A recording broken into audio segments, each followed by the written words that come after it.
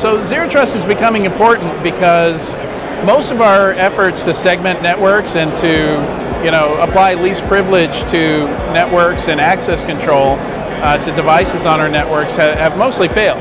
It's really difficult to do. I've been involved with some of these projects. I remember having an 18-month project just to segment just the data center from the rest of the network.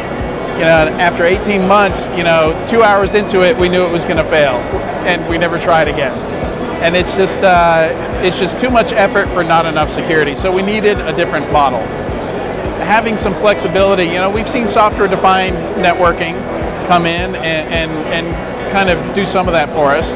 They provide us the mechanics for doing DevOps-like stuff, for making it easier to adjust networks and make quick changes to things. And yeah, I think this is part of that. I don't think it's the whole thing, but it definitely helps us be more flexible and dynamic. So I generally recommend a scenario-based approach. Like, think of something you don't want to happen that's either very likely, like it's happened to your peers. Look at breaches that have happened in your space. Take that scenario, build that out in your environment, figure out, okay, if we were to do Zero Trust, let's start here, and what would that look like? How many assets would that involve? And to get there, the first thing you have to do is you have to have the visibility.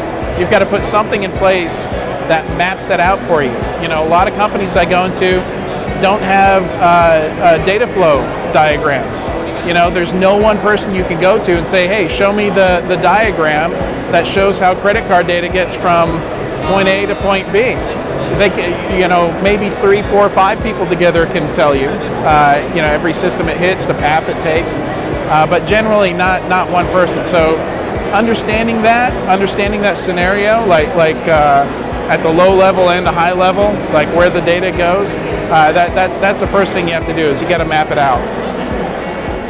I don't think it's just now becoming important. I think in general it's very difficult to get this kind of stuff out there, and partially I think it's because it was mostly pushed on the security side.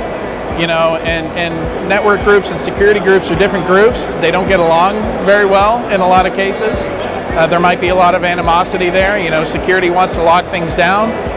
Network wants availability. They want uptime. They want things to work. They don't want extra things in the path mucking things up.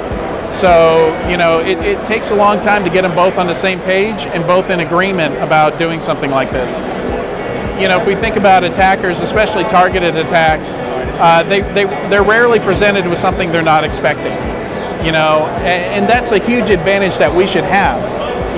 We get to set traps, we get to mix things up, we get to make things difficult for the attacker, but we don't, because it's just generally the bar's been so high, it's been so difficult. We need special equipment to do that in the past. We need people that understand that have that skill set to do that.